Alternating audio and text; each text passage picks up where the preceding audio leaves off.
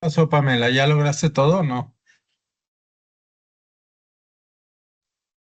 El suyo, gracias a Dios, sí, pero el mío me pidieron que la carta que yo llevaba de Comar fuera con sello y con firma original, cosa que es imposible porque llegan las resoluciones a los correos, es una resolución digital. Y me dijeron, bueno, lo que tiene que hacer es llevarla a Comar y pedir que por favor la sellen y la firmen. Así que no continúe mi trámite, voy a tener que ir otro día. Y me Pero ya hicieron lo, esperar pero hasta ya esta hora. lograste meter lo de la actualización o esa cosa. Sí, sí, quedó perfecto. Sí, Sí. lo logramos. Ah, qué bueno. Sí, sí, gracias a Dios. Así que ya no me falta nada, tengo todo, solo tengo que ir a que me timbren, perdón, me sellen y me firmen original y ya vuelvo a hacer el trámite mío. Ya, ya falta poco, doctor. Ay, Dios. Qué fastidio. Sí, me quería morir cuando me dijo eso. Que me Pero dijo, son bien intransigentes porque no es posible que te pidan algo que te mandan por correo que esté firmado.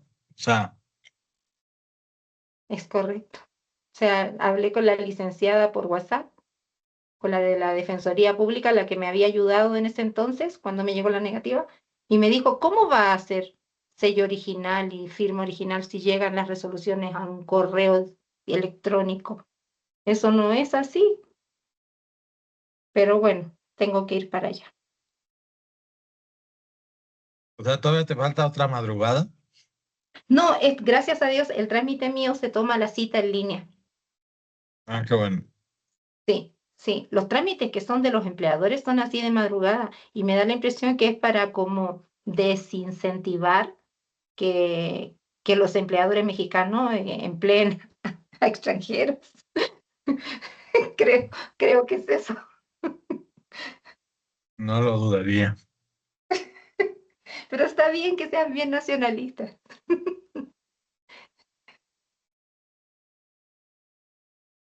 Pues Pero bueno, nunca lo hemos sido. En este país siempre hemos recibido a todo mundo. sí, ahora está un poquito diferente. Y yo, por más que O le sea, decía que sí. yo soy mexicana, pero que nací en Chile, soy mexicana que nací. Los mexicanos nacemos donde queremos.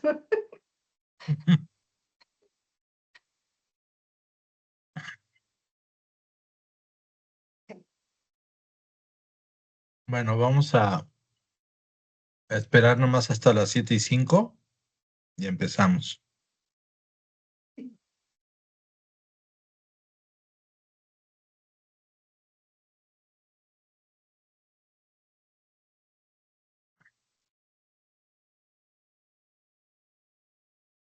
Ni yo me la creo que llevo 2 días sin dormir, pero he dormido a ratitos sentada. Ujú.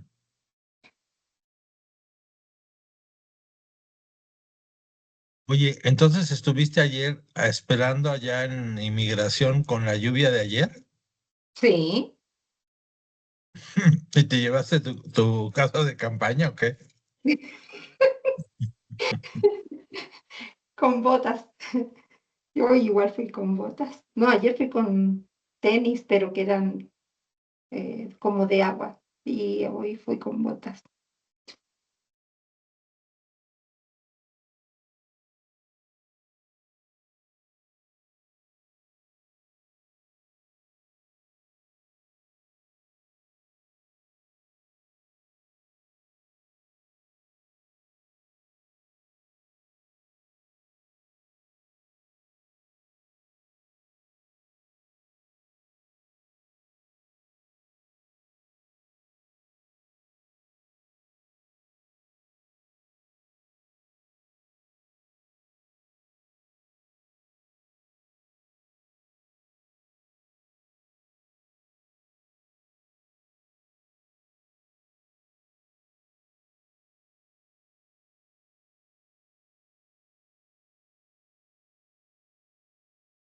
Gracias.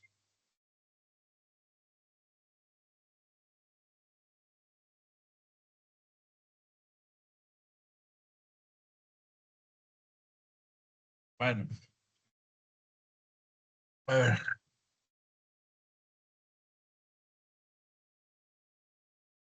la clase pasada estuvimos viendo, digamos, lo que es el sistema del estrés. Y ahorita lo que les voy a poner es como si fuera el resumen de un libro de uno de los personajes más importantes de la corriente que se llama Mind Body Medicine o medicina corporomental, que es Herbert Benson, que ya falleció, pero que dejó una escuela muy interesante. Eh, y bueno, este libro dice que si se puede cambiar realmente la manera de pensar y de actuar, eh, y cómo cambiar tu vida, el sistema de autoayuda fundamental, la salud al máximo, el secreto para ponerse en forma, para mejorar el poder mental y el lado espiritual. Bueno, eh, este libro que les resumí en esta presentación, reúne más de 20 años de actividades docentes, clínicas y de investigación de la Facultad de Medicina de Harvard, que como les decía, en uno de sus hospitales tiene todo un piso dedicado a este tema, ¿sí? Eh, y que toca, bueno, aspectos como la clínica, la fisiología, la psiquiatría, la psicología, la religión, la filosofía y hasta el atletismo. ¿Por qué? Porque una de las técnicas que se llama imaginería se utiliza también para muchos atletas y para que resuelvan eh, o ejecuten mejor todos sus movimientos, ¿sí? Eh, para cuestiones médicas, estos principios pueden ayudar para enfermedades como la hipertensión, ¿sí? Y otro tipo de enfermedades, inclusive el cáncer. Para temas espirituales, eh, puede servir para ser una guía y también sirve para otras disciplinas como para el deporte, por lo que yo les decía. Por ejemplo, muchos practicantes del básquetbol y además, como les platicaba, esto no viene de ahorita, viene de la observación de culturas extranjeras de milenios, de miles de años. eh, y el símil son las artes marciales, donde la gente se ponía a meditar, e imaginar los movimientos, de tal manera que cuando ejecutaban, lo realizaban mejor. Y lo mismo se aplicó, por ejemplo, al básquetbol, en donde en algunos equipos los ponían a imaginar cómo encestar mejor y de esa manera pues lograban aumentar su capacidad para encestar, ¿sí? Y este libro habla de un principio que le llaman maximente, ese yo no lo tenía tan presente, pero pues básicamente es explotar las potencialidades de tu vida en la vida y proceder siempre bajo la dirección eh, pues de una guía mental adecuada. Bueno, se puede cambiar la manera de pensar. Nosotros los seres humanos tenemos un cerebro evolucionado y un potencial sin límites. Si con paciencia se puede entrenar gradualmente incluso a los animales pues la mente humana también puede ser entrenada gradualmente, paso a paso. Esta es una frase de un Dalai Lama, ¿no? Acuérdense que ellos pasan horas meditando y que se les ha demostrado que tienen desarrollado áreas del cerebro que la gente normal no tenemos, ¿sí?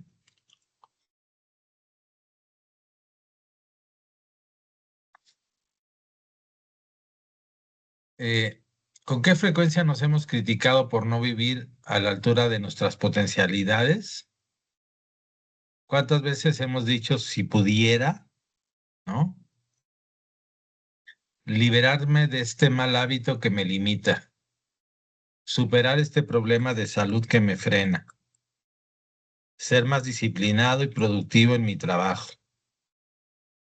perfeccionarme en alguna actividad o rama del conocimiento? Muchos hemos intentado programas de autoayuda, aprender un idioma, ponerme en forma, mejorar en el trabajo o profundizar la vida espiritual. Con sucesivos fracasos, caemos en la tentación de decirnos, bueno, pues me parece que no puedo hacer nada para cambiar y superar mis limitaciones. Yo así soy y lo mejor será que me acepte.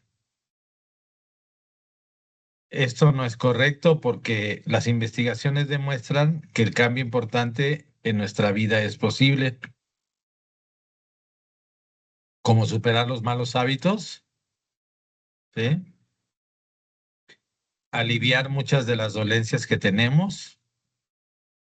Es posible cultivar disciplinas nuevas que todavía nos ayuden a realizar nuestras potencialidades o recuperar algunas que teníamos, por ejemplo.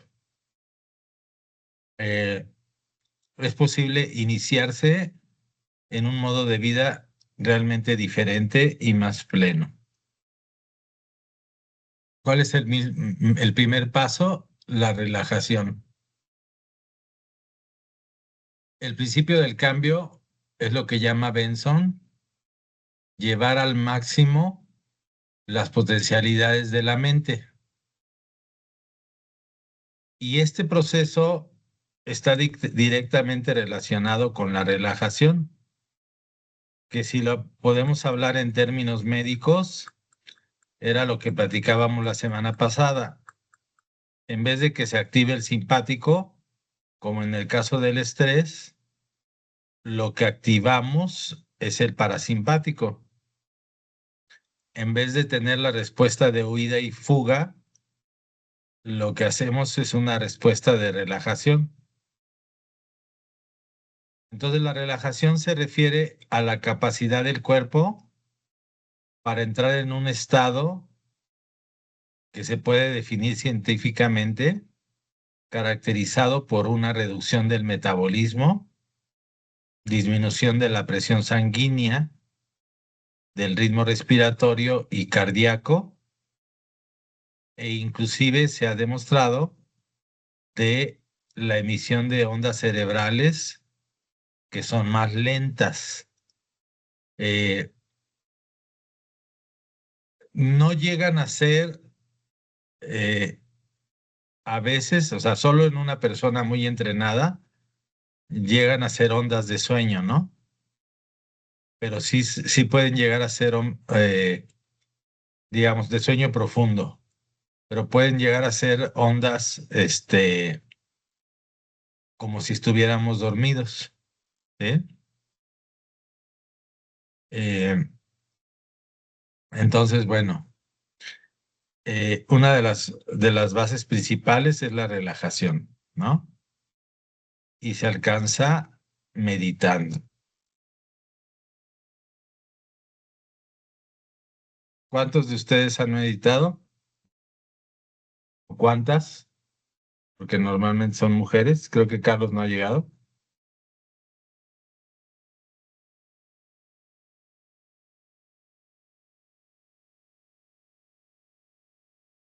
¿Nunca han meditado? Sí. Bueno, Sí, maestro, yo también lo he estado haciendo y lo hice antes más disciplinadamente, pero últimamente pues como que le he bajado bastante, pero sí está dentro de mis cosas, en el día es buscar un espacio para meditar. qué bueno. Bueno, la relajación. Entonces, cuando logramos la relajación, actúa como una puerta hacia una renovación mental y un cambio de vida. Puede permitirnos cambiar incluso los malos hábitos mal arraigados. Eh, yo siento que la meditación, además de evocar ciertas respuestas biológicas, como activar la respuesta contraria al estrés, también es muy importante porque el, el ponerte a meditar de alguna manera es encontrarte contigo misma y conocerte más, ¿sí? Que casi ya no ocurre en esta época en donde ya pues los jóvenes, por ejemplo, jamás están con ellos mismos. Todo el tiempo están en otra cosa, ¿sí? Lo cual es muy triste, ¿no? Yo les platicaba alguna vez que la primera vez que puse a mi hijo a meditar, espontáneamente se puso a llorar y no lo entendí al principio, pero ya después pude entender que jamás había estado con su yo o con su mí mismo, como le quieran llamar, ¿sí? Porque todo el tiempo están conectados a otra cosa, que es una forma de escapar a la realidad también. Pero bueno, el factor fe. La relajación ejerce una influencia muy poderosa cuando se combina con la fe. La inducción de la relajación eh, con con el contenido de las creencias personales, filosóficas o religiosas profundamente arraigadas. No importa qué tipo de fe sea, bueno, mientras no sea comerse a niños o cosas de ese estilo, pues no habría tema, ¿no? Pero me refiero a la fe como a la creencia de que hay seres superiores o hay Una divinidad. una divinidad de alguna manera que, que no, nunca nos abandona, ¿no? Así es. Y que aún estés en tu soledad completa o en el peor momento, esa divinidad está contigo. Y aunque no lo veas, ahí está. Bueno, entonces, a lo largo de los años, en el cerebro se forman circuitos y canales de pensamiento. Acuérdense que les llamamos engramas. Ese fue el nombre que le dieron desde hace muchos años. Son como vías que continuamente estamos activando y que controlan cómo pensamos, cómo actuamos y cómo sentimos. Muchas veces estas vías llegan a estar tan fijadas que se convierten en lo que Benson llamaba una instalación. O sea, y que parten de una realidad, porque parten de la experiencia, ¿sí? Que te forza a tener, fíjense cómo está el dibujo, un candado, es decir, un pensamiento reverberante, por decirlo de alguna manera, que, que pareciera que forma parte de ti, ¿sí? Estos circuitos llegan a estar tan empotrados que casi parecen imposibles de ser transformados. Pareciera que se convierten en parte de nuestro cerebro y en parte de nosotros. Por ejemplo, Sí, pero ya, A, a- de que detalles que ya entraron a ver, y tu esposa ya acuérdate que traía. si siempre nos enteramos de tus cosas, Carlos. ¿Eh? Lo bueno es que es de trabajo porque no lo vayamos a cachar en otro tema, ¿no? Eh, Fíjense, por ejemplo, si yo lo viera desde la teoría cognitivo-conductual, le llamaría eh, idea central. Por ejemplo, yo soy fea. Eso desde la teoría cognitivo-conductual es una idea central que le cuesta mucho trabajo a una persona podérsela quitar. ¿O qué otro ejemplo me pueden dar de algo que una persona pueda creer y no hay manera, o pareciera que no hay manera de quitársela?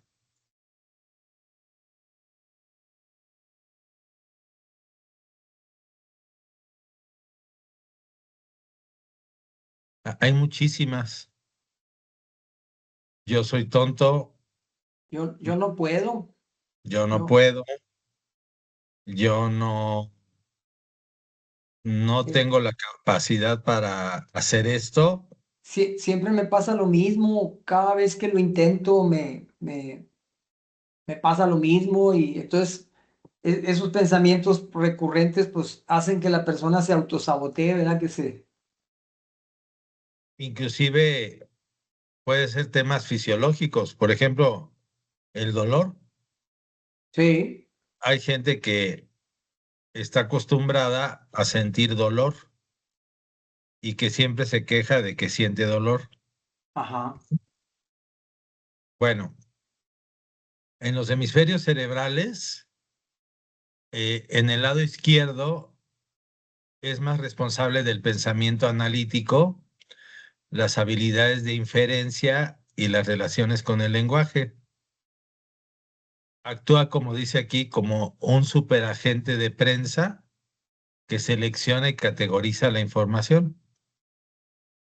En cambio, el cerebro derecho reside el pensamiento intuitivo, artístico, creativo, ¿sí? También está la clave de la plasticidad mental o de la plasticidad neurológica, y es nuestra capacidad para cambiar las pautas de pensamiento arraigado.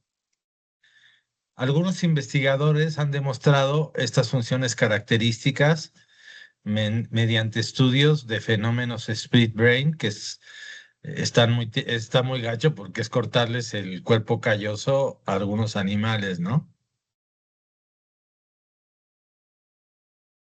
Pero bueno, entonces el hemisferio izquierdo es el pequeño dictador con sus poderosas capacidades analíticas. Puede actuar como un pequeño dictador que tiene sometido al lado derecho, eh, y muchas de nuestras funciones intuitivas y creativas han estado efectivamente esclavizadas por esta autoridad, que es la racionalidad, ¿eh? Eh, y más los que estudiamos, o los que estamos más educados, porque ese cerebro izquierdo pues domina mucho más, a menos que hayas vivido experiencias de otro tipo, ¿sí? Pero mucha gente, eh, todo lo, todo lo tiene que razonar y todo tiene que tener lógica, ¿sí? Entonces el objetivo en una revolución mental interna es derrocar la hegemonía del hemisferio izquierdo y permitir que el derecho sea libre, ¿sí? Este, y asuma la estatura que le corresponde en el proceso pensante. ¿Cómo vas a inducir este cambio? Primero, induciendo la relajación por medio de la meditación. Otra importante técnica para esto se le ha llamado por miles de años la plegaria, la oración. No sé si sepan, pero en cualquiera de las religiones hay plegarias poderosas eh, que siendo repetidas continuamente logran cambiar muchas cosas, ¿sí? Si habláramos del hinduismo, por ejemplo, pues se llaman mantras, ¿no? Aún en el catolicismo había plegarias que se repetían continuamente, ¿sí? Por ejemplo, en los monjes contemplativos, ¿no? Y no se diga los monjes tibetanos y todo este tipo de personajes, la ciencia ha demostrado que la actividad eléctrica de ambos hemisferios se coordina mejor durante estos estados de meditación y de oración, ¿sí? Y también actividades rítmicas como correr pueden establecer o lograr inducir estados de relajación.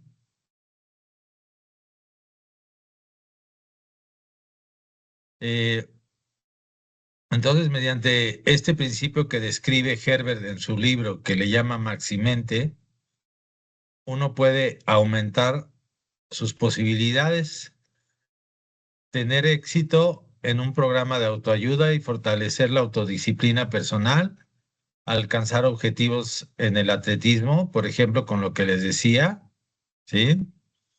Reforzar la psicoterapia, disminuir la medicación, superar los miedos, pautas de pensamiento destructivo y fortalecer y expandir su vida espiritual hacia niveles más profundos de conciencia. Bueno, como les decía al principio, es el resumen de un libro que si quieren luego les enseño o se los mando aquí en el grupo en forma digital, ¿no? Eh, entonces, antes de cada lectura hay que alcanzar la relajación. Cuando un apartado de este libro toca una cuerda sensible, hay que leerlo varias veces, ¿sí? Eh, y volver repetidamente a este. Bueno, la inducción del mecanismo de relajación y el periodo inmediatamente posterior son los momentos en que uno está más receptivo para cambiar estos circuitos mentales arraigados, ¿sí? Es el momento en que su pizarra mental, diría Locke, ¿verdad? Está más limpia y más abierta. Inmediatamente después de la meditación o la plegaria, concéntrese sin pérdida de tiempo en cosas relacionadas con los objetivos que pueden cambiar su vida y no tardarán en ver que sus pautas de pensamiento se desplazan hacia sendas más productivas. Entonces, retomando, les puedo poner un ejemplo de dolor o uno muy biológico. El dolor persistente o que llamamos nociceptivo, este dolor, ¿cómo se llama? Cuando ya no existe la lesión, pero sigue existiendo el dolor, que es hagan de cuenta que ustedes tuvieron una lesión que duró mucho tiempo y que generaba vías de dolor. Y a pesar de que la lesión desapareció, siguen sintiendo el dolor. El caso clásico de esto es el llamado miembro fantasma, ¿no? Cuando tuvieron que recibir una amputación, la persona sigue sintiendo el dolor que tenía en la pierna. Y eso tiene que ver precisamente porque se crearon estas vías eh, que siempre las describo como ustedes pueden hacer un surco en la tierra con una ramita, pero si lo hacen 1000 veces, van a hacer una zanja. Y eso es lo que crean a nivel cerebral, de tantas veces que se estimula esta vía.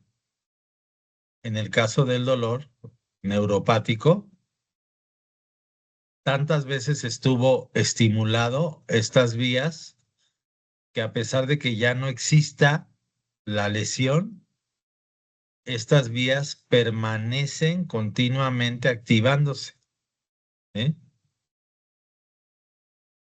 Y lo mismo pasa en todo tipo de pensamiento o de sensación, ¿sí? Eh, y bueno, como hemos visto, pues tiene que ver mucho con la infancia, ¿no? Y con el concepto del mí mismo, ¿no? Lo que, acuérdense que la definición del self o del mí mismo es la discusión entre lo que los demás dicen que eres y lo que tú dices que eres, ¿sí? ¿Y quién gana la batalla? Muchas veces es tan fuerte la influencia externa que ellos ganan la batalla y además depende mucho de la edad. Si eres un niño chiquito, pues mucho más te vas a creer que no funcionas para algo o que no eres bello o que no sirves para tal o cual cosa, ¿no? Bueno, entonces, este principio dice que el funcionamiento del cerebro humano sigue estando más allá de nuestra total comprensión. Ya les había dicho que solo se conoce el 10%. Sin embargo, uno de los descubrimientos recientes es que el cerebro no es una entidad estática e inmutable. Es un órgano capaz de ser transformado y utilizado de formas nuevas y extraordinarias. ¿Sí? Entonces la pregunta es maleable la mente, ¿se le puede moldear para producir nuevas pautas? La respuesta es sí. ¿En qué medida es posible amplificar el poder de nuestro cerebro? Pues va a depender de la disciplina y del tiempo que le dediquemos a esto. ¿Hay alguna relación entre las dimensiones mental y espiritual de nuestra existencia? Pues por supuesto que sí.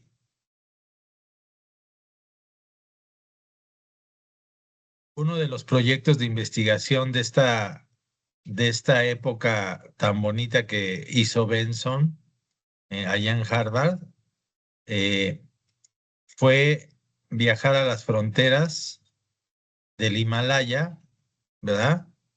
Donde están los monjes budistas tibetanos.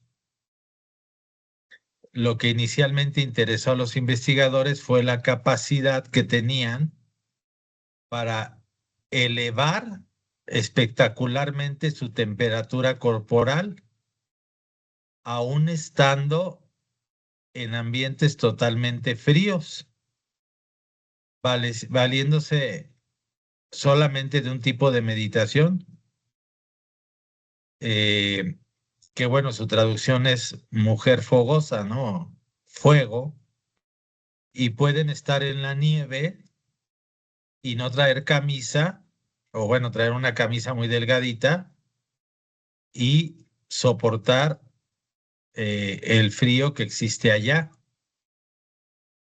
¿A cuánto llega el frío del Himalaya? ¿Alguien sabe?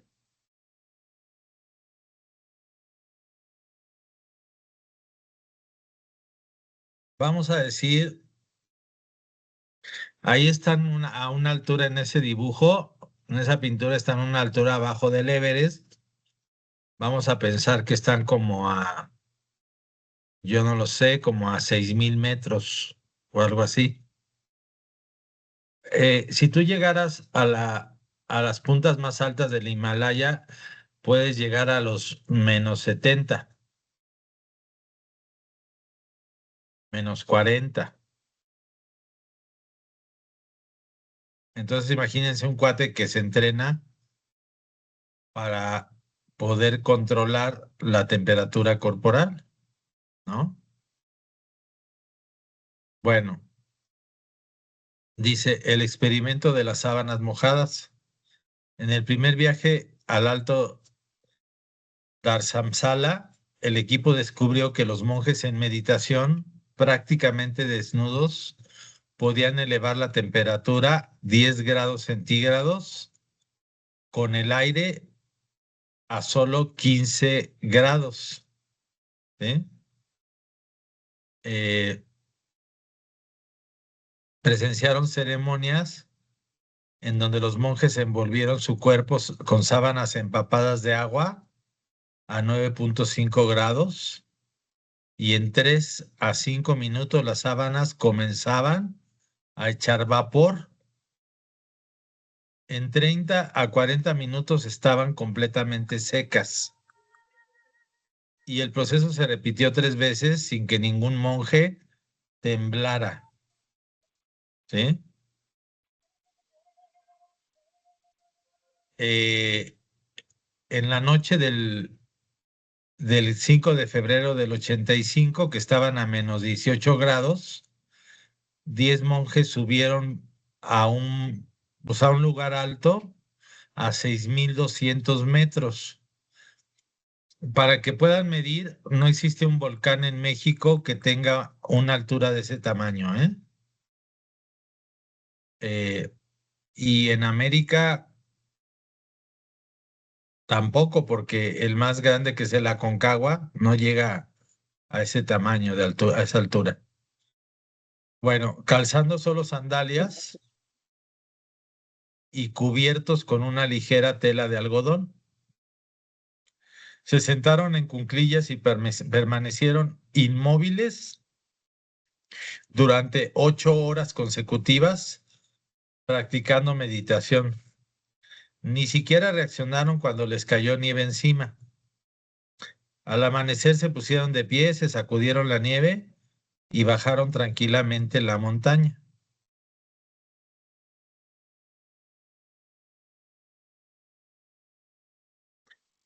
¿Cómo era posible esto? Pues la relajación era el factor clave, confiando firmemente en su fe budista y entregándose a una forma profunda de plegaria y meditación. En la mente y el cuerpo, los monjes producían cambios espectaculares, como aumentar la temperatura o llamada termogénesis, ¿no? Este, utilizando su grasa corporal para generar calor, ¿sí? Que este proceso antes se creía exclusivo para mamíferos en hibernación. Entonces está claro que tanto nuestra mente como nuestro cuerpo son capaces de hazañas que hasta ahora se han considerado imposibles. Y estas posibilidades no se limitan a los monjes tibetanos, desde luego, ¿sí? Se puede alcanzar de forma negativa o positiva en cualquier situación. Eh, Les voy a platicar, por ejemplo, una parte negativa, pero que muestra, de alguna manera, que uno es capaz de sobrepasar lo que aparentemente no se puede sobrepasar, ¿no? Cuando me tocó estar en el ejército, podíamos llegar a pasar de 6 a 8 horas en una sola posición, es decir, en firmes o descanso, y lo hacían a propósito. Obviamente muchos de los compañeros se desmayaban, pero la mayoría aguantábamos. Y luego nos entrenaban a estar en el frío, eh, no sé, pocas gentes conocen las partes altas del colegio militar, pero le llaman el refrigerador, porque cuando estás haciendo guardia arriba, te pega todo el aire, este, y no te puedes mover ni un gramo. O sea, no te puedes mover, tienes que aguantar, ¿sí? Eh, y eso lo hacen también de una manera para que aprendas a que eres capaz de sobrepasar tus capacidades que aparentemente no podrías sobrepasar, ¿no? De una forma negativa, diríamos. Aunque yo pienso que esa parte no es tan mala, ¿no? En realidad. Eh, bueno, entonces elija una palabra frase firmemente arraigada a su sistema de creencias, ¿sí? Por ejemplo, el clásico gringo del Señor es mi pastor, ¿no? O Shalom. Está más padre Emuná que Shalom, porque Shalom es un saludo. Emuná en hebreo es que se haga, que todo tenga paz, ¿sí?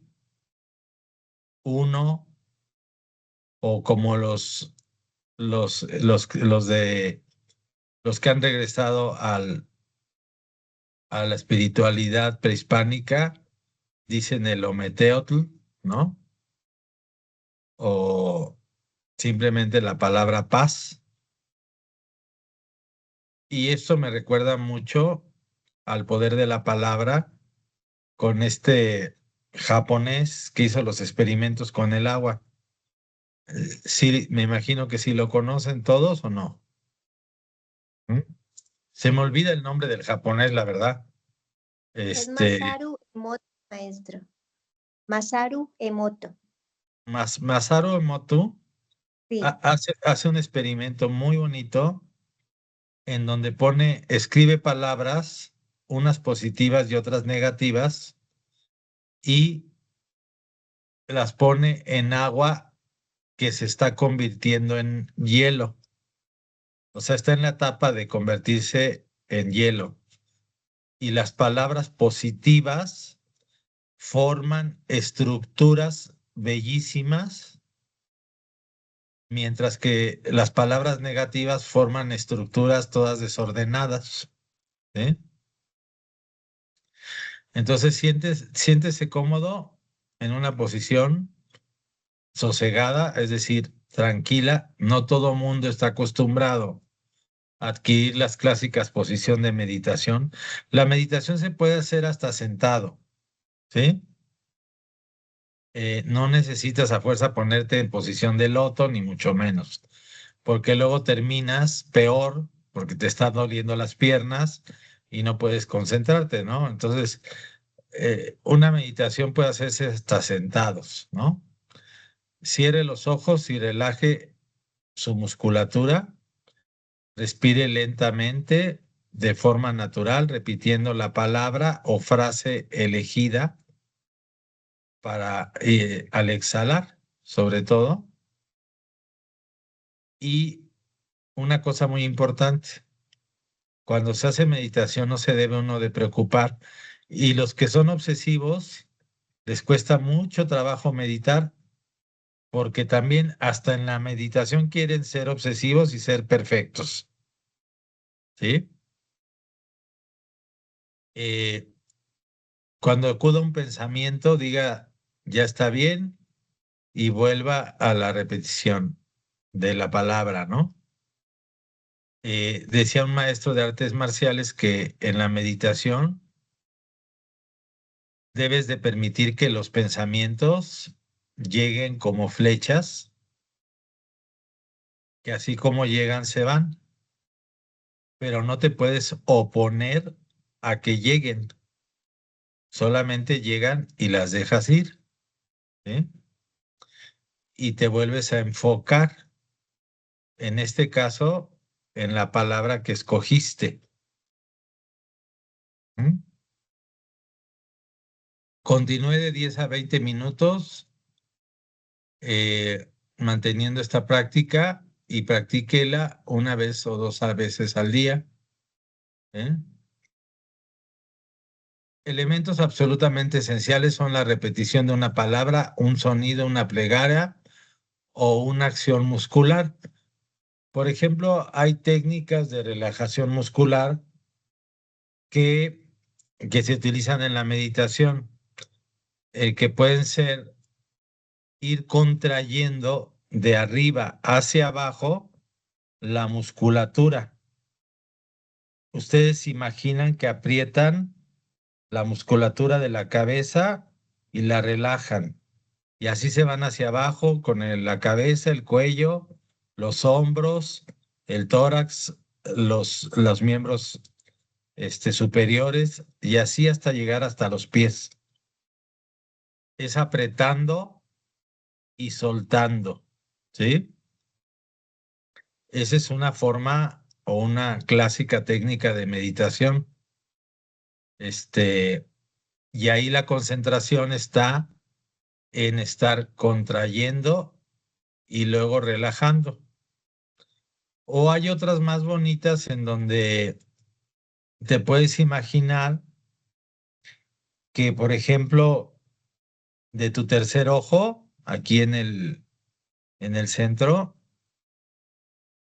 va saliendo un líquido dorado y te vas imaginando cómo ese líquido dorado va cubriendo todo tu cuerpo y te lo vas imaginando hasta que vas pasando por todas las partes de tu cuerpo hasta que te conviertes en un ser totalmente dorado, ¿sí?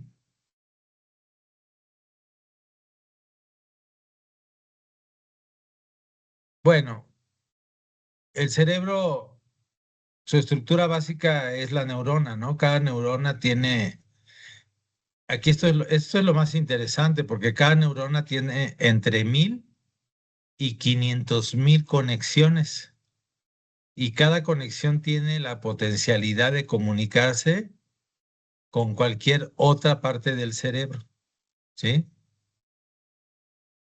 Eh, hay 10,000 células cerebrales, neuronas en el cerebro humano. eh, 60,000 60 o más neurotransmisores y 25 por 10 a la 28 conexiones posibles. Eso es muchísimo.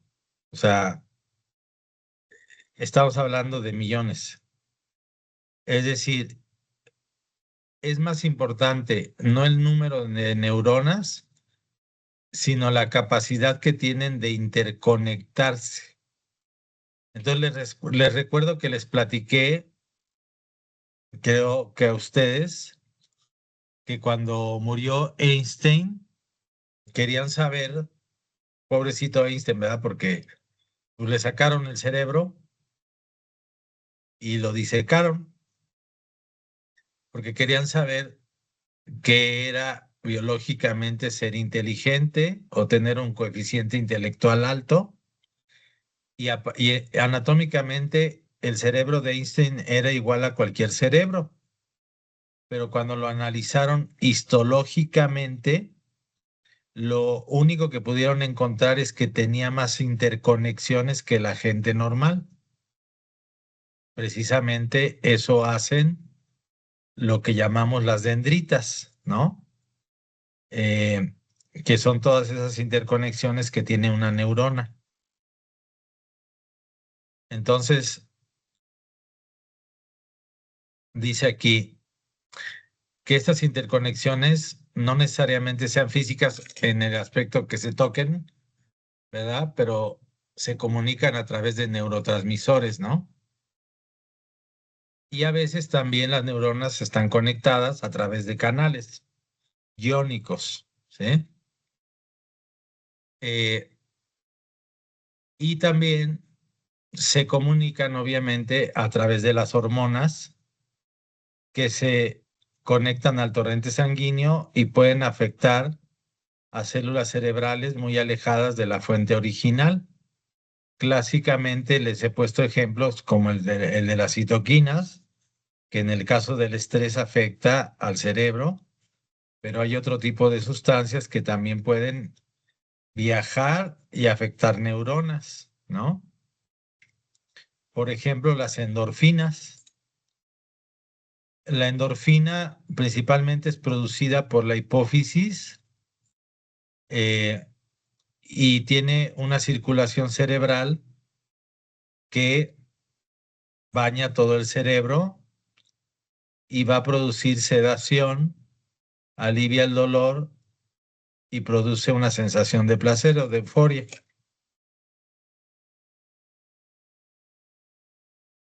Eh, la memoria de procedimientos, bueno, el cerebro almacena hábitos, funciones relacionados de cómo se hace algo, como andar en bicicleta o jugar tenis.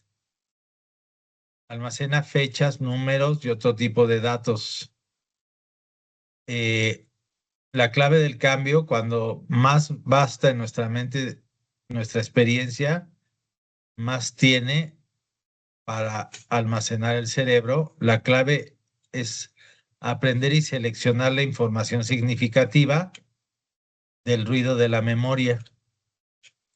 Eh, Se me hace bien chistoso porque utilizo yo la palabra ruido cuando hablo de cuando una persona se conoce a sí mismo, deja de haber ruido externo. Es decir, no te importa lo que te diga nadie o lo que esté pasando en el exterior. Bueno, si es una urgencia, obviamente sí, pero me refiero a la vida cotidiana, por ejemplo, cuando te ofenden o algo así, eh, pues ya no te importa, ¿no? Porque tú sabes para qué estás aquí, quién eres y cuál es tu objetivo, ¿no? Bueno, entonces el hemisferio izquierdo como superagente. En personas diestras, el hemisferio izquierdo actúa como un superagente de prensa. Me da risa esto. Selecciona y categoriza la información, extrae conclusiones, formula predicciones, valiéndose en amplias habilidades analíticas, lógicas y verbales, ¿no? Lamentablemente, esta función es tan importante que tiende a ser sombra al papel del hemisferio izquierdo, ¿sí? Es, por ejemplo, eh, y aparte ni siquiera a veces utiliza la lógica, ¿no? Es como el tema de los temblores, los huracanes y todo eso, ¿no? Eh, o la utilización del miedo, ¿no? Que hemos platicado con lo que llamamos psicología social, en donde, eh, no sé qué me mandó este Uriel, se mete de chismoso. en- Este,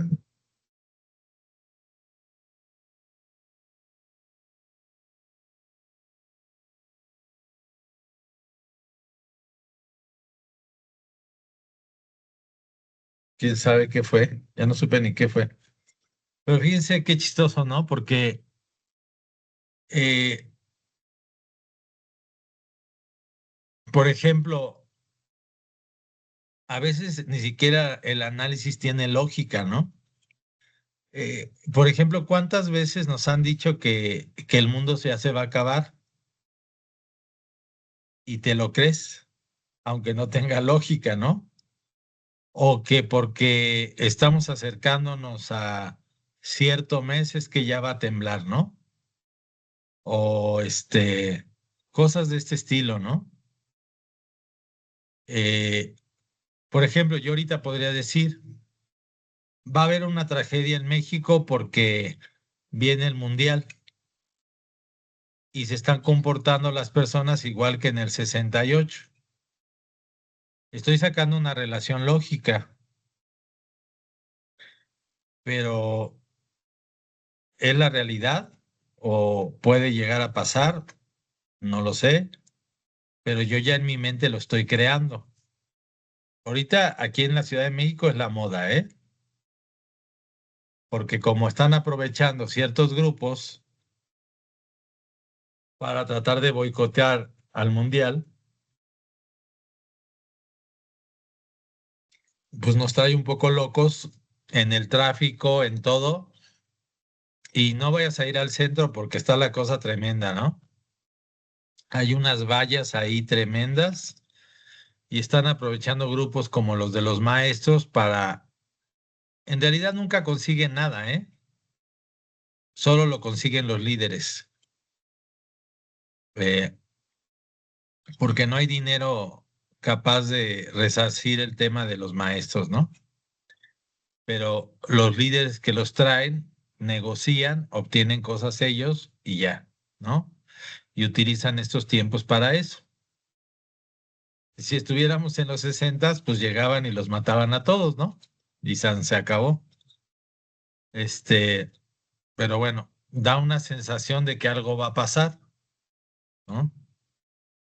Entonces, en el cerebro existe el hemisferio izquierdo que analiza la lógica y hace inferencias. Inferencias es precisamente utilizar el pensamiento deductivo o inductivo que se basa en experiencias previas, ¿sí? Hay módulos especializados con funciones auditivas y sentimientos, imágenes mentales, ¿sí? Que es muy importante, que pueden ser creencias, ¿verdad?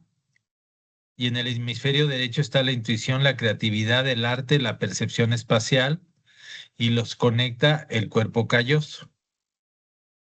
¿Mm? Todos los hábitos y pautas de pensamiento no están grabados en hormigón. ¿A qué se refiere el hormigón? Significa el concreto.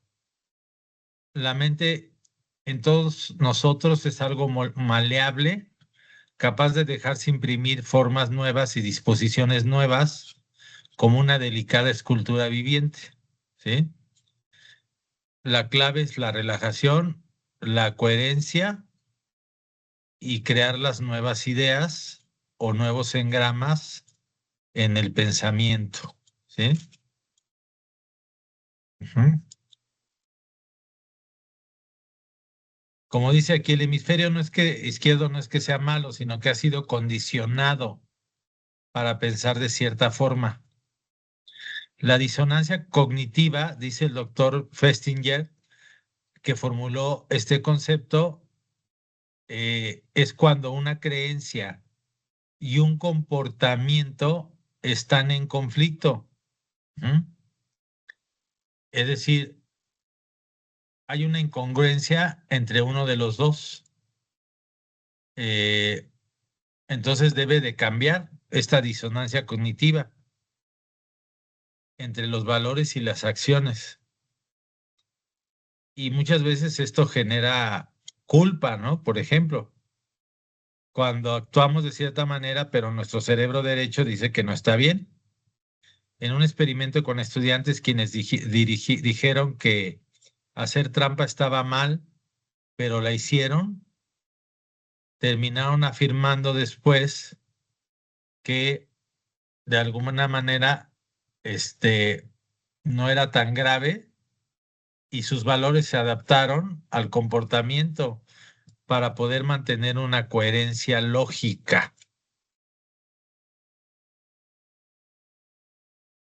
¿Podría un asesino darle lógica a matar personas?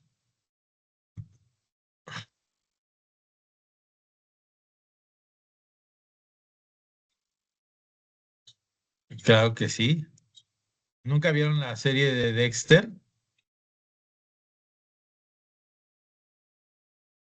Si no la han visto, véanla. Es muy interesante. Se me hace muy irreal que un asesino serial mantenga la vida normal, pero bueno, de eso se trata la serie. Y tiene una justificación muy clara, el por qué él logra matar, ¿no? Bueno, ¿o por qué lo hace? Muchas fobias se originan como resultado de las interpretaciones y deducciones que hace el hemisferio izquierdo. Por ejemplo, si alguien siente, por ejemplo, malestar en el supermercado y luego se enferma, el hemisferio crea una relación errónea entre ambos hechos. ¿Sí? Eh, una forma eficaz de tratar las fobias consiste en practicar regularmente la relajación y vez arraigado este hábito es mucho más fácil corregir falsas interpretaciones que generan miedo.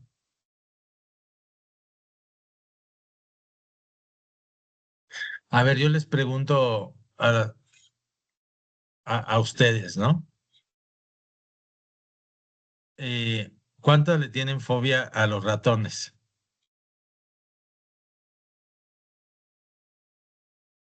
¿Quién le tiene fobia a los ratones? Yo mucha. Ahora, ¿quién crees que Yo tenga, también. quién crees que tenga más miedo, el ratón o tú? Seguramente el ratón. El ratón. Te juro que está completamente espantado. O sea, un ratón es de naturaleza miedosa, porque además, fíjense, un ratón para sobrevivir en el mundo de las ratas, porque son dos especies diferentes, pues sí se la vive bien difícil y es altamente temeroso, ¿sí? Entonces, si te llega a ver un ratón, el que se espanta más es él, en serio, ¿eh? Bueno. Cuando cambiamos bueno, y no se diga una araña, a una araña le vales gorro, o sea, prácticamente no existes en su realidad, ¿sí? Eh, a menos que la toques y la lastimes, pero si no, su mundo está en otro rollo, ¿eh? Este, viven en otra realidad. Eh, ¿Cómo se produce la transformación mental de estas pautas? Hay que empezar a crear conexiones adicionales, hacer nuevas instalaciones o engramas, ¿sí? Para desplazar las anteriores. La puerta de entrada es la relajación y eh, reducir la reacción del estrés, ¿no? La de ataque o fuga y obtener una mayor coherencia eh, a través de llegar a estados meditativos en donde podamos encontrar, diríamos en un lenguaje espiritual, la conexión entre tu ser inferior y tu ser superior. Acuérdense que en esta concepción, tu ser superior es el que está conectado con la conciencia pura. Y en el estado meditativo te pones más en contacto con la verdad y con, con el conocimiento. ¿Sí?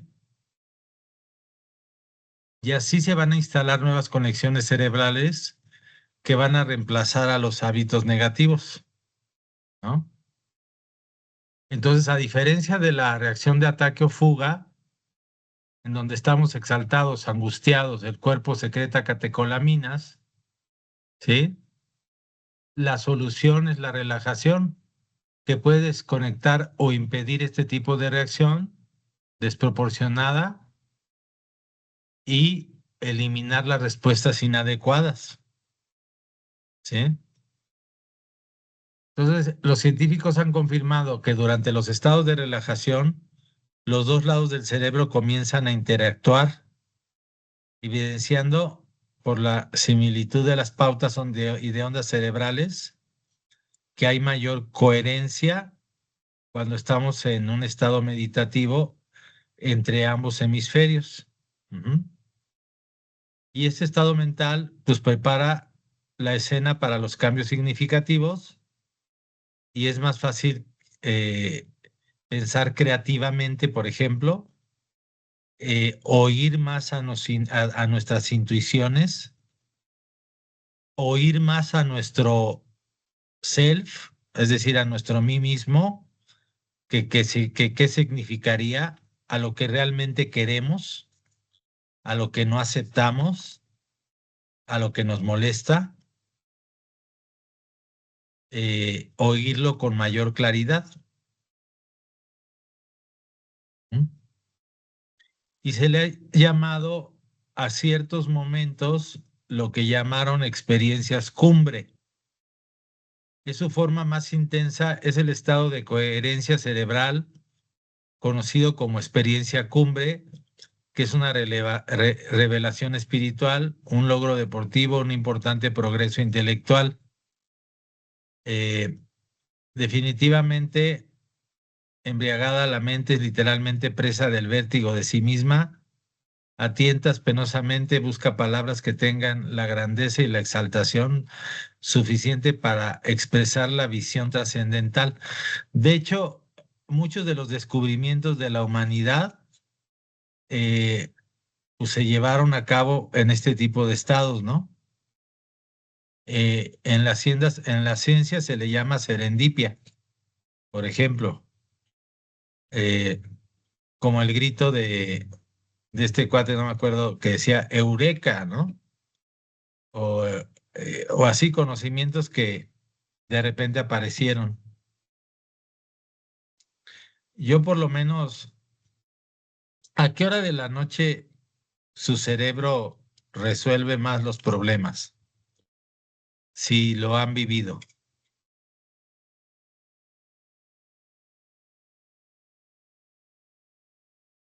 Es bien interesante, pero a las 3 de la mañana, muy Cuando estoy característicamente, dormida. perdón, Cuando estoy dormida. sí, y ocurre más o menos a las 3, entre 3 y 4 de la mañana. Y fíjate que los chinos dicen que es el momento en donde el Hun o la parte intuitiva, en la parte derecha del cerebro, el espíritu, está más activo. Y es muy curioso porque es justo la etapa en donde resuelves problemas que tienes que en el día, en el mundo consciente, no puedes resolver. Y de repente te despiertas con la solución, ¿no? Por eso siempre digo, déjale a la noche la respuesta, ¿eh? No actúes impulsivamente, mejor espérate una noche más y vas a obtener la respuesta adecuada, porque cuando estás dormido te pones en contacto precisamente con tu ser superior, ¿sí? Otro factor importante, dice aquí, es la intensidad del sistema personal de creencias.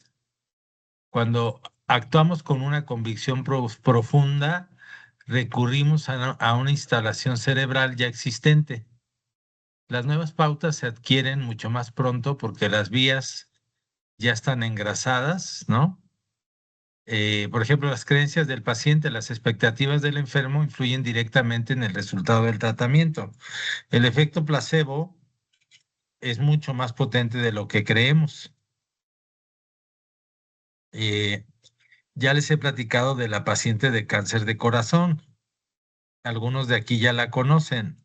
Estamos esperando ya muy poco a que tenga ya el estudio del el ecocardiograma, pero creo que vino esta semana o la semana pasada, ya no me acuerdo. No, no van a creer, pero yo no la he visto, ¿eh? Yo solo firmo que le den su ozonoterapia gratuita porque a cambio de que nos dé toda su historia clínica y que nos permite escribir sobre su artículo, ¿no? Sobre su caso. Pero yo creo que tiene que ver mucho el sistema de creencias de esa persona, que es muy fuerte y que se puso la creencia de que va a vencer el cáncer que todo mundo le dijo que era imposible de vencer y que ya lleva un chorro de meses más allá del tiempo que le dieron de supervivencia, ¿no? Y que ya está trabajando, ya está haciendo deporte y todo, ¿eh? Y yo espero que esa mente, ayudada por lo que le hemos hecho, eh, se comporte en una verdadera reducción del tumor, ¿no? Eh, y si no, no importa. Lo que importa es que ya ha mejorado, o que puede vivir más, o que puede vivir con lo que tiene. Pero sería interesante ver que haya disminuido, porque sería muy interesante el poder de tanto de la mente de ella como de los tratamientos para poder eliminar un tumor que se considera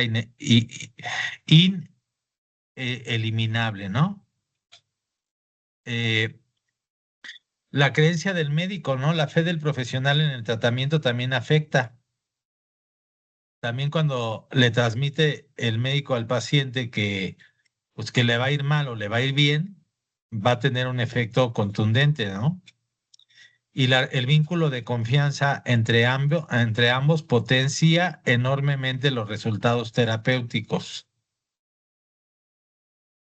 El efecto placebo se ha estudiado desde hace décadas y antes lo veíamos como chafa, ¿no? Sin embargo, se ha demostrado que tiene un efecto tremendo porque echa a andar los mecanismos de autocuración que tenemos en el cuerpo y que definitivamente no los puedes negar porque simplemente no estaríamos en este planeta, ¿no? Somos el producto de miles de años de evolución que han creado mecanismos de autocuración. O sea, no es que existiera la medicina moderna y que a partir de ahí nos curemos. O sea, no existiríamos si no tuviéramos mecanismos de autocuración en nuestro cuerpo. Eh, Como por ejemplo el control del dolor, que ya tanto se los he platicado. Por ejemplo, en la guerra, cuando una persona lo lastiman y no siente dolor porque tiene mecanismos de bloqueo del dolor, pues lo mismo pasa en cualquier tipo de problema, ¿no? Eh, el poder negativo de las creencias. Las creencias también pueden tener efectos devastadores. El miedo agudo puede liberar grandes cantidades de noradrenalina que pueden causar hasta la muerte por un infarto. Eso se llama angina de Prinzmetal. Una persona que cae en terror puede infartarse por una contracción de las arterias coronarias y morir en ese instante, ¿sí? Eh, un estudio demostró que de 15 sujetos que murieron a causa de agresión física, 11 no tenían lesión interna, sufrieron degeneración miofibrilar, es decir, del corazón, que los mató por su convicción de que iban a morir en el evento que vivieron. Fíjense qué interesante. Ajá.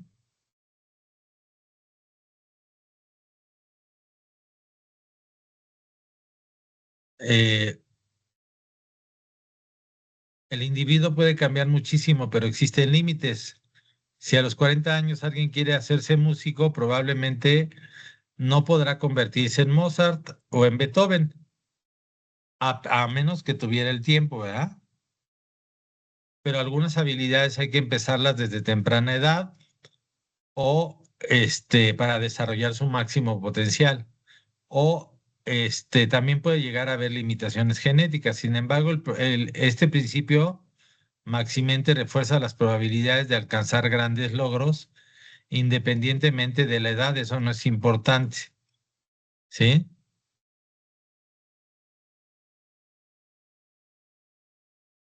Aunque Mozart escribiera sus obras de arte más importantes en edades tempranas, porque el ejemplo ahí que pusieron eh, se me hace un poco irrelevante en un sentido. Autores como Verdi, por ejemplo, escribió sus mejores óperas a los 70. Personajes como Beethoven escribió su última sinfonía estando absolutamente sordo. No sé si lo sabían, pero la novena de Beethoven, Beethoven ya era absolutamente sordo, ¿sí? Porque tenía, no me acuerdo si sífilis o tuberculosis o qué carajos tenía, pero él ya era sordo por completo. Y su máxima obra, que es la novena de Beethoven, la escribió estando sordo, ¿sí? Imaginándose en su mente las notas. Imagínense nada más. Por ejemplo, Sir John Eccles, premio Nobel en el 63, creó que hay un misterio fundamental en mi existencia que trasciende cualquier explicación biológica. Dice, cada ser humano es una creación divina. O esta palabra de un neurocirujano, William Penfield, la mente es independiente del cerebro. El cerebro es un ordenador, una computadora, pero está programado por algo que es externo a él, que le llama a él mente. O Roger Sperry, premio Nobel también, dice, la mente es el logro que corona 500 millones de años de evolución y trasciende la suma de mecanismos físicos del cerebro, o sea, va más allá de las conexiones cerebrales. ¿Eh? Entonces, ¿cuáles son los rasgos de este principio? Es superar la dictadura del hemisferio izquierdo, ¿sí?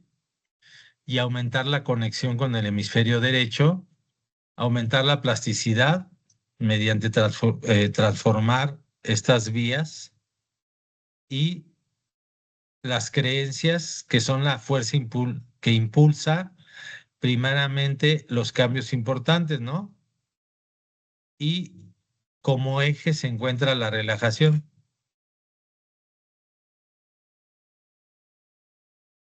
Bueno, entonces vivimos en una sociedad basada en la autoayuda, nos fascinan las técnicas y los programas prácticos, pero ¿por qué es tan frecuente este tipo de procesos de automejoramiento se frustren? Por la falta de disciplina, porque nos falta disciplina para perseverar en el régimen de autoayuda o en la disciplina que estemos haciendo. Por otra razón de nuestra sociedad, hay un autor que utiliza la palabra líquido, que es muy famoso ahorita, el mundo líquido, que todo esperamos que se resuelva rápidamente. Y en la realidad nada se aprende con rapidez. Llegar a ser maestro de algo, pues no sucede en 2 días, ¿sí? Entonces, sobre todo los jóvenes que están acostumbrados a la rapidez, yo le llamo al fast, al mundo fast, ¿no? Como el fast food, pues nunca se detienen y nunca van a lograr alcanzar maestría en algo, ¿sí? Siempre acuérdense de la historia, acuérdate que eras aprendiz, luego eras oficial y luego te convertías en maestro de algo, ¿no? Eh, Cuando la obsesión es descontrolada, los esfuerzos que se descontrolan se convierten en obsesiones que pueden llegar a ser más mal que bien. Regla número 1, no sustituya sus creencias básicas. ¿Sí? Eh, es más importante adquirir conciencia, ¿no? Y solitas esas creencias o esas cosas que están erróneas se van a poner, o tu propio conocimiento que tú ya traes, te va a decir que está bien y que está mal, ¿no? No tiene que venir de afuera, básicamente lo que está tratando de decir esta diapositiva, ¿no? El caso de Guillermo, por ejemplo. Guillermo, un profesional, se obsesionó con el maratón hasta dedicar 2 horas más a entrenar todos los fines de semana, a competir. Su mujer e hijos se quejaban, pero él no podía interrumpir lo que en realidad era su comportamiento destructivo. Su mujer terminó por divorciarse. Al reflexionar, reconoció que si pudiera volver atrás habría promovido una vida familiar feliz antes de sus aspiraciones atléticas. Esperó demasiado tiempo sin intentar salvar su vida familiar, ¿no? Regla número 2, confíe en un guía mental máximo, es decir, un guía mental es una persona madura que puede ayudarle a mantener en perspectiva su sistema de valores básicos, ¿sí? Un profesional médico cualificado, un pastor adecuado y en otras disciplinas, pues un entrenador o lo que sea, pero mucho cuidado. O sea, muchas veces los que estudian psicoterapia y todo eso lo hacen porque están más enfermos que los pacientes, ¿eh? Hay que ser muy cuidadoso con ese tema de escoger a la persona, ¿no? Muchas veces, y eso se los digo por experiencia propia, porque yo fui creado en escuela religiosa, hay personas maravillosas que verdaderamente tienen vocación y hay personas que utilizan eso como una especie de fuerza moral para utilizarlo y aprovecharse de mujeres o de hombres. Es lo mismo, ¿sí? Eh, hay padres muy solicitados, pero bueno, pero yo conocí gente maravillosa, ¿no? Por ejemplo, el doctor Carlos Vera, que se acaba de fallecer hace poco, ¿no? Para mí era un hombre santo, y otros que llegué a conocer, ¿no? Los guías más útiles son los que hacen preguntas señalando aspectos que uno puede haber pasado por alto. Y cuando mejor funciona es cuando insisten en volver a considerar valores que quizá uno haya descuidado temporalmente. El guía adecuado no necesita ser un gurú omnisciente, ¿no? Su función solo es ayudar a ver eh, y ayudar en los intentos de autotransformarse. Eso es lo que hace el sistema rogeriano, por ejemplo, ¿no? Fue a ustedes que les puse un video de Rogers, ¿verdad? ¿O no?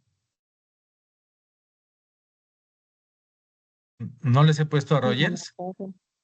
No me ¿Eh? acuerdo. Ah, bueno, pues les voy a hablar del enfoque centrado en la persona y les voy a poner un video de Rogers, ¿sí? Para que vean esta parte que les digo. Número 3, comienza siempre con una actitud positiva. La mayoría de las personas, el problema principal no está en el programa que se descontrola, sino en la incapacidad para ponerse en un estado de actitud positiva debido a experiencias de fracaso anteriores, ¿sí? Llegando a actitudes negativas hacia nosotros mismos. Debe tener uno una actitud positiva porque debe de pensar que todo es posible. Solo se trata de encontrar primero la puerta por donde puede uno entrar, ¿sí? Y después aprender a abrirla. Hay 50,000 películas que les hablan de este concepto, ¿no? Ujú.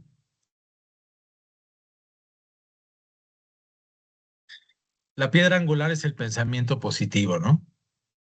¿Mm? Este,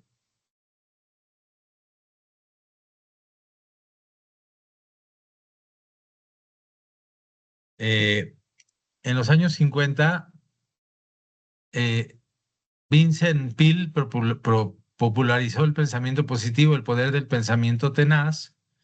Millones respondieron porque instintivamente había expresado un concepto fundamental para el éxito y la felicidad. Eh, Mayor probabilidad de intentarlo. Si se cree que se puede hacer, es más probable que se intente y que se persevere hasta lograrlo. ¿Sí? Mayor alerta a oportunidades. Una persona que piensa positivamente está más alerta a oportunidades sutiles en situaciones diferentes. Eh, las actitudes negativas normalmente eh, se convierten en profecías autocumplidas, mientras que las positivas en trampolines hacia una vida más adecuada, ¿no? El caso de Julia, por ejemplo, de la oscuridad a la luz, Julia pasó por una época devastadora, perdió el trabajo, se divorció, perdió a su madre, hermano en un accidente. Su predisposición negativa se combinó con esta crisis para producir un ciclo de pensamiento destructivo. Empezó a tener dolencias físicas, dificultades laborales, se fue aislando de sus amigos, su vida parecía ir irremediablemente cuesta abajo, pero aferrada a la semilla de una fe de su infancia, Julia comenzó a pasar largos periodos de oración y meditación, encontró un libro de autoayuda, de pensamiento positivo y lo leyó repetidamente, alternándolo con sus creencias religiosas, y un día mientras meditaba, en una mecedora experimentó que solo se puede describir como una conversión religiosa. Tuvo la sólida convicción que su vida podía cambiar totalmente y se sintió abrumada por lo que llamamos la presencia de Dios, ¿no? O una experiencia cumbre o como la quieran llamar. Ya no se sentía sola. Inmediatamente quiso restablecer sus vínculos, reiniciar su carrera y algo más. Ya no le dolía la espalda. ¿Mm? Entonces, apertura al cambio, relajación profunda, oración, meditación, eh, crear nuevas vías cerebrales y lecturas de cosas positivas o lecturas religiosas dependiendo de las creencias de cada quien, ¿no? Eh, el ejercicio del pensamiento positivo. Bueno, pues convertirse en una persona más positiva, practique este ejercicio en dos fases. Primero, la relajación. Eh, Hay que mantener la actitud positiva y no dirigida. Está dando al hemisferio derecho total libertad para operar, abrir las puertas de su mente al cambio. O sea, puede pasar un pensamiento y luego crea un pensamiento focalizado. Concéntrese en una imagen feliz, en un pasaje de una escritura, en un poema, en un pensamiento, para crear un nuevo engrama en su cerebro, ¿sí? Algunos pasajes de la Biblia interesantes, ¿no? Una mirada benévola alegra el corazón y una buena noticia conforta los huesos, ¿no? Panal de miel son las palabras amables, dulzura para el alma y medicina para los huesos. Está chistoso esto. El corazón alegre es un buen remedio, el espíritu abatido seca los huesos. No sé por qué tanto hablan de los huesos, pero bueno. Este, Norman Vincent Peale, formúlate y estampa indeleblemente en tu mente una imagen mental de ti misma triunfando. Mantén con tenacidad esta imagen. No permitas que jamás se desvanezca. Piensa que para todo problema hay una solución. No pidas cada vez que rezas, afirma. En cambio, que las bendiciones de Dios están derramándose contigo. Debes de alimentar tu mente tal como si fuera tu cuerpo para que tu mente, ¿sí?, esté, este, sana. Debes alimentarla con pensamientos sanos y nutritivos. Robert Schuller decía, de todas las personas que viven dentro del planeta, no hay más que una que tenga el poder con su voto de matar todos tus sueños. Esa propia persona eres tú. Y también tienes el poder del voto vivificante lleno de esperanzas para alcanzar lo que tú quieres, ¿verdad? El éxito no es lo opuesto al fracaso. Un corredor bien puede llegar al último, pero si bate su propio récord, ya es un éxito, ¿sí? O sea, no tienes que competir con nadie, solamente contigo. Eh, Otros pasajes, ¿no? Vencirá, no dejes llevarte por la tristeza, no te abandones a pensamientos negros. La alegría del corazón es la vida del hombre, el contento es lo que alarga los días. Epicteto, lo que quieras hacer habitual, practícalo. Y si no quieres que algo se haga habitual, no lo practiques. Habitúate a cambio a hacer alguna otra cosa nueva. Emil Cue, día tras día, desde todos los puntos de vista, ve cada vez mejor. ¿Sí? Entonces, cuando hayas seguido este procedimiento alrededor de una semana, empezarás a advertir cambios sutiles en tu manera de pensar, ¿sí? Y ve procesando o haciendo más común estas actividades, ¿sí? Eh, y cuando uno está enfermo, recuerda que la medicina actual, dice aquí, a ver, es que como me tapa es la mejor que el mundo haya conocido. Si enferma, consulta a un médico. Eso está mal. Eso lo hubiera quitado, ¿no? Bueno, eh, a ver, el 75% de las dolencias, los modelos de remedios de la ciencia occidental solo tienen éxito en el 25%. El otro 75% o bien son autolimitables o bien se relacionan con la interacción mente-cuerpo, ¿sí? ¿Eso qué quiere decir? Que las dolencias tienen una gran responsabilidad en tu propia mente, ¿sí? Por ejemplo, poca influencia vas a tener en una bacteria muy potente, por ejemplo, ¿no? Eh, Influencia moderada en la hipertensión, en las migrañas, el asma, y mucha influencia en dolores de cabeza, ataques de angustia, náuseas, insomnio, fobias y sobre todo el mal humor.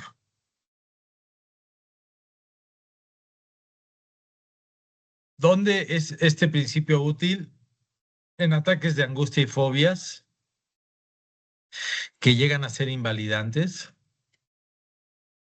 eh, diversos tipos de dolor corporal, intensos, migrañas y dolor de espalda, enfermedades cardiovasculares, alta presión arterial y angina pectoral, otras dolencias, asma, trastornos inmunológicos y otras dolencias relacionadas con el estrés. ¿Eh? El dolor es subjetivo. Su experiencia reside literalmente en la mente. Eh, un estudio de 106 pacientes cardíacos en Ottawa demostró una clara relación entre la percepción de la vulnerabilidad coronaria y el grado, ¿sí?, del dolor que se sentía. Los que creían que habían tenido o iban a tener un problema cardíaco grave eran los que más dolor reportaban. ¿Eh?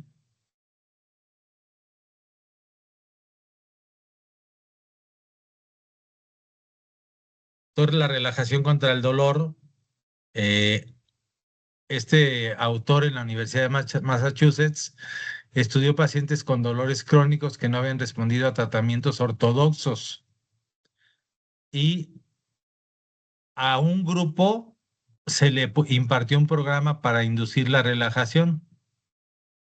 De los pacientes que meditaban, redujeron el dolor en más de un 33%. ¿Sí? Dice aquí. Y eh, los que tuvieron una reducción notable experimentaron una reducción de más del 50%. Imagínense.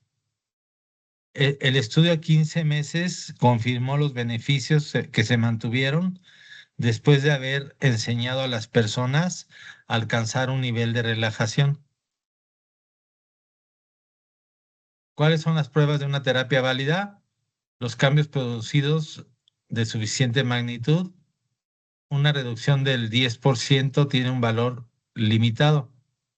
Que sea transferible. ¿Puede el procedimiento transferirse de un marco hospitalario a un ambiente cotidiano?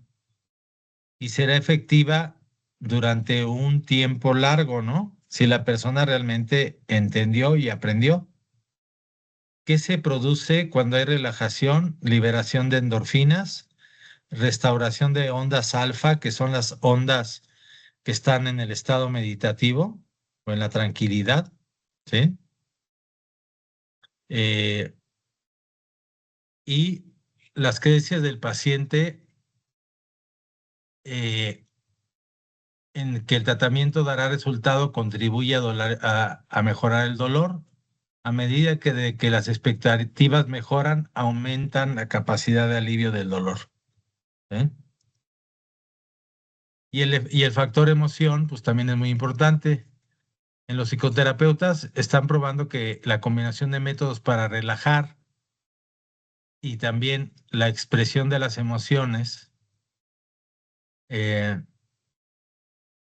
concentrarse en la atención en una palabra, sonido, plegaria, cuando la mente se escapa, se vuelve pasivamente el motivo escogido, reduce la relajación, dice, produce la relajación, perdón, y la meditación consciente, eh, el meditador aprende a decir, hay enfado dentro de mí en lugar de estoy enfadado, ganando perspectiva y control.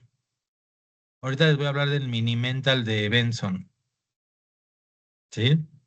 Eh, a diferencia de la meditación de concentración, la meditación consciente permite la atención se desplace libremente de una percepción a otro pensamiento. Esto habla de una meditación despierto, inclusive en sociedad, inclusive en el metro, ¿sí?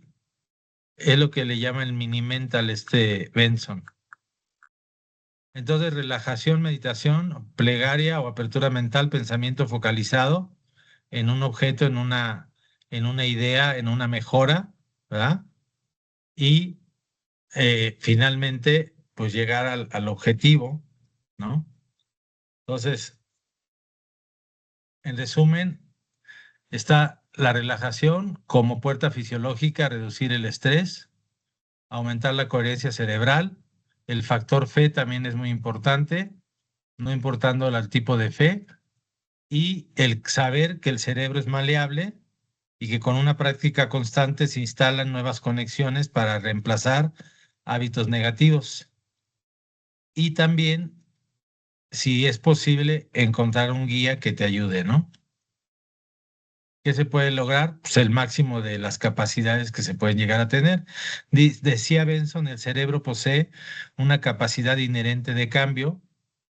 De hecho, usted tiene el poder de alterar en forma espectacular su manera de actuar, ¿no? Relajación, ya vimos, ya es repetitivo esto, ¿no? Eh, opiniones, preguntas bueno, les voy a platicar del mini mental de Benson. El mini mental de Benson, tú puedes estar en el metro y todo el mundo está empujando y está de la chingada, ¿no? Lo que se debe de hacer ahí, y ese se utiliza en todo, yo lo utilizo en todo, es hacer 3 respiraciones profundas. Como les he platicado, las respiraciones tienen que llegar, aunque fisiológicamente el pulmón termine en el diafragma, uno debe de imaginar que la respiración llega al pubis, ¿sí? Eso es muy importante. Se debe de sostener, no al exageramiento, y luego irla soltando, hacer una segunda respiración profunda, imaginando que llega hasta el pubis el aire, y luego una tercera. Eso inmediatamente te lleva de un estado de, de estrés a un estado de relajación. Y, eh, y puedes llegar a estar tú relajado, aunque afuera del ambiente que estás viendo cosas, tú eres un observador de lo que está pasando. No tiene por qué estarte afectando, ¿sí? Ese le llama en uno de sus libros el mini mental, que se puede hacer en cualquier momento. inclusive manejando. Si estás en un embotellamiento, haces esta técnica de respiración, te pones en una posición tranquila y puedes soportar pues, los claxonazos, las mentadas de madre y todo lo demás, ¿no? Que ocurre en la vida diaria, ¿sí? Eh, y bueno, yo no sé, me gustaría que me platicaran en su vida si han vivido algo similar, pero yo desde niño, por alguna razón que desconozco, aprendí a no permitir enfermarme y siempre con la mente evito la enfermedad física. Es muy raro que yo me enferme, pero aprendí desde niño a eso. No sé si fue educación o qué carajos fue, pero mi mente, siempre que me va a empezar algo, lo detengo. Siempre digo, esto no va a seguir y ya, se acaba. Me dura 1 o 2 días. ¿Por qué? No lo sé decir. Lo que sí sé decir es que es la mente, ¿no? Ahora sí las escucho o los escucho.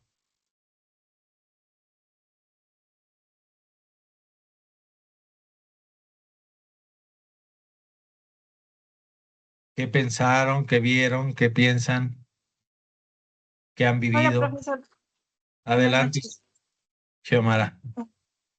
Pues considero que a veces más bien desde niños nos predisponen a que, no sé, te sientes mal y tómate esto. Entonces creo que es algo erróneo de la cultura y de la sociedad que tenemos. En vez de enseñarnos a controlarlo como con la mente, nos predisponemos a que duele la cabeza, tómate un paracetamol, duele el estómago, te tomas el siguiente medicamento y así constantemente. Entonces tenemos que cambiar el chip y a las futuras generaciones es cambiarles esa misma idea. Muy bien. ¿Alguien más que quiera compartir?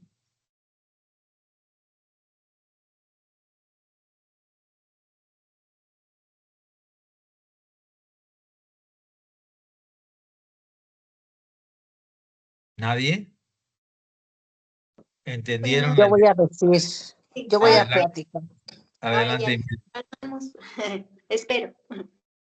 A ver, Imelda y luego Leticia. ¿Qué pasó, Imelda? Ajá. Bueno, hace muchísimos años, porque en la casa nosotros éramos 7 hermanos. Entonces había 3 muy inteligentes y los otros 4 nada, ¿no? Y de hecho así nos tenían clasificados, o sea, y este es el más tonto, ¿no? Y así fueron pasando mucho tiempo. En mi caso, o sea, yo tenía la idea de que yo no era inteligente, o sea, y que yo no podía con nada. Con, Todo me con tu, costaba trabajo.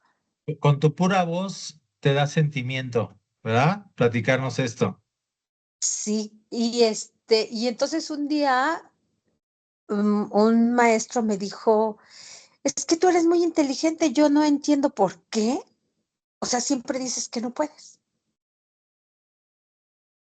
Y ya me empezó a preguntar y así. Y me dijo, no, tú estás equivocada, tú eres muy inteligente, nada más es date la oportunidad. Y eso modificó ¿cómo le dijera yo? Pues lo que yo creía de mí. Entonces yo creo que lo que dice este libro sí es, porque si yo creo algo, o sea, mi mente va a estar en eso. Pero en cuanto yo empiezo a tener, o sea, modificaciones, cambios, empiezo a ver que puedo hacer cosas, o sea, cambia. Ahora, bueno, ya cambiaron los patrones, ¿no? Y no nada más míos, sino de los que éramos los 4 que no sabíamos, ¿no? Sí. Entonces yo creo que sí se puede modificar la mente, los pensamientos, sí se puede. Y es un clásico ejemplo de la formación del self. ¿A qué me refiero? a que el mundo externo te decía algo y tu mundo interno luchaba con eso, ¿no? Hasta que llegó un maestro, por decirlo, cuando yo digo maestro no es que porque fuera maestro real o médico o lo que sea, un maestro de la vida, ¿no?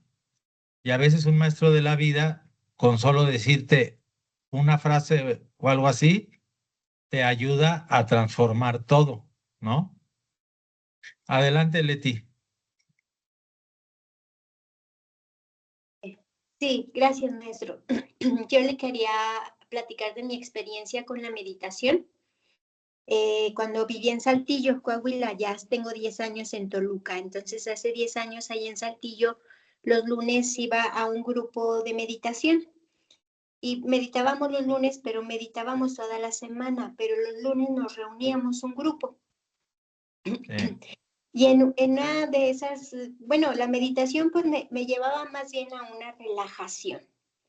Pero una vez tuve una experiencia muy interesante porque cuando salí de la meditación sentía en el chakra corazón, en el corazón, como una luz blanca muy intensa y sentía mucho amor.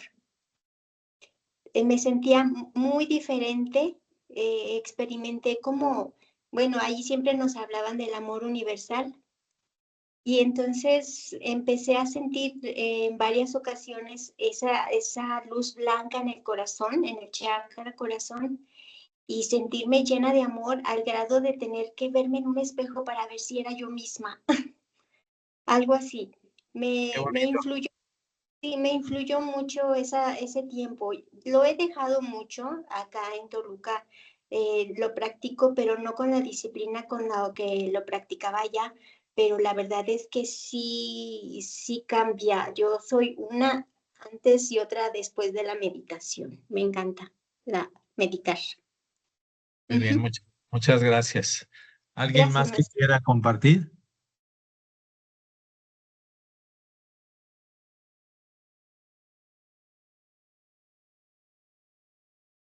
¿No? Bueno, yo les voy a platicar una negativa y una positiva. Cuando estudiaba terapia psicocorporal, nos íbamos a unos retiros eh, en donde hacíamos meditaciones, dramatizaciones, pláticas, compartir grupalmente, o sea, varios tipos de cosas, ¿no? Además de que nos sometían a una dieta más vegetariana para estar más puros, más sin afectación, digamos, del alimento en la mente, todo esto. Y yo en esa época de mi vida llevaba por lo menos 3 años de sufrimiento en la decisión de separarme de mi primera pareja y primero en una meditación en donde llegué a la relajación total, porque muchas de mis características de la obsesividad la correlación a Freud con el ano, ustedes lo saben. Eh, en una relajación y meditación, tuve la experiencia extrañísima que jamás me ha pasado de que mi ano se relajara. La compartí en el grupo y me hablaron de eso, ¿no? O sea, como que solté la obsesión. No sé si se pueda entender de esa manera, pero sentí claramente como si mi ano se relajara, ¿no? Bueno, no sé si fue en esa misma o en otra de las salidas. eh, la maestra intuitivamente, el tema de mi personalidad en la psicoterapia, en la terapia psicocorporal, es que tengo un componente grande de masoquismo, además de otras cosas. Ellos tienen otro tipo de personalidades, ¿no? Le llaman estructuras de coraza, de caracteres. eh, entonces, uno de mis focos más fuertes es el masoquista. Entonces, estábamos haciendo una dinámica donde teníamos máscaras estábamos en posición como de perrito haciendo, no me acuerdo qué era la dinámica entre parejas, ¿no? Y así. Era lo que llaman una dramatización o una cuestión así. Y espontáneamente la maestra sintió la necesidad de subirse a mi cuerpo como si yo fuera un toro de lidia. No sé si me explique. Y les estoy hablando que la maestra es alemana, eh, de herencia, y es gordita. O sea, para que se imaginen el bulto que se me vino encima, ¿no? Y por más que yo intentaba quitarme la de arriba, no podía. Hagan de cuenta que se me colgó y se agarró de mi cuello, pero fue una acción intuitiva, ¿eh? Ella misma luego lo dijo, yo sentí la necesidad de hacerlo. Bueno, a tal grado que me cansó tanto el intentármela quitar que me quebró y me puse a llorar como niña, así, pero cabrón, como si fuera un niñito de 5 años. A llorar, llorar, llorar, y aparte la máscara te ayuda mucho porque no te están viendo. Entonces me vencí, me caí al suelo y me puse a llorar como loco. Ya después, en esa noche que lo hacíamos siempre en algún lugar de Morelos que fuera tranquilo, eh, sin sonido y todo eso, caminé en el pasto solo y fue el día en que tomé la decisión de la separación. Y fue para mí directamente correlacionado a eso. Esa es una experiencia, ¿no? Que yo considero positiva, aunque sea una separación. No, no importa, mi situación ya era muy difícil. La otra que yo experimenté de la mente, creo que ya se las platiqué, cuando yo me salí del ejército, que si bien siempre he dicho que me dejó cosas positivas, pero cosas muy malas también, experimenté algo muy raro, porque el día que me salí cambiaron todos los colores.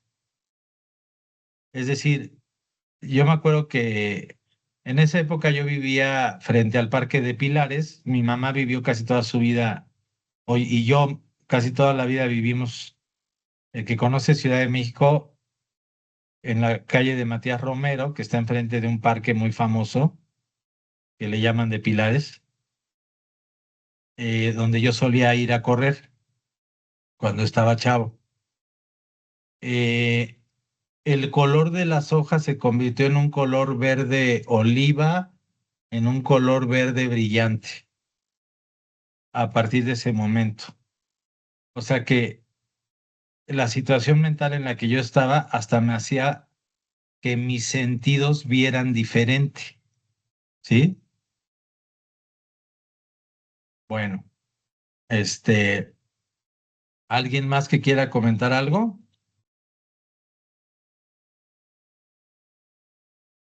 No, pero es muy interesante lo que dice. Bueno, eh, lo siguiente que vamos a ver va a ser, no les he enseñado enfoque centrado en la persona, vamos a ver un poco de eso y definitivamente pues no podemos terminar todos estos temas si no dedicamos un día al tema de la meditación entre nosotros, ¿no? Y les voy a preparar alguna meditación para que lo hagamos todos, pero ahí sí les voy a pedir que no esté cerca de nadie ni nada, para que lo podamos hacer, ¿vale? Sí. Bueno, Profesor, esta actividad podría ser, o sea, no tiene que ser forzosamente iniciando clase. Lo que pasa es que yo salgo de trabajar y llego corriendo, o sea, no podría estar como a la a mitad, las 7, ajá, no, como si no, se pudiera a la no, mitad. no dura mucho, puede ser a la mitad, porque en realidad la mayoría de las veces, gente que ya tiene experiencia puede aguantar mucho, pero la mayoría de las personas que no meditan no aguantan más de 20 minutos. ¿Sí? ¿Vale? Entonces lo podemos hacer después. ¿Vale? Vamos a planearlo bien. Pero bueno, vamos a ver lo que les decía de que viene mucho al caso porque si bien son dos cosas diferentes, el pensamiento de la psicología humanista está muy enfocada en la potencialidad del hombre y en la capacidad de cambiar, mientras la postura psicoanalista es más determinista y piensa que el hombre, ya les he enseñado desde la ilustración, es como una postura más de Hobbes, es decir, de que ya estamos jodidos, ya nacimos jodidos, y la postura humanista es mucho más lockeana, en el sentido de que nuestra mente es capaz siempre de cambiar, ¿sí? Y creo que esa es la más adecuada, ¿no? Bueno, órale, pues entonces nos vemos la próxima semana, ¿sale? Vale. Bye. Gracias, maestra. De nada. Gracias, bye. Gracias, doctor. Hasta luego.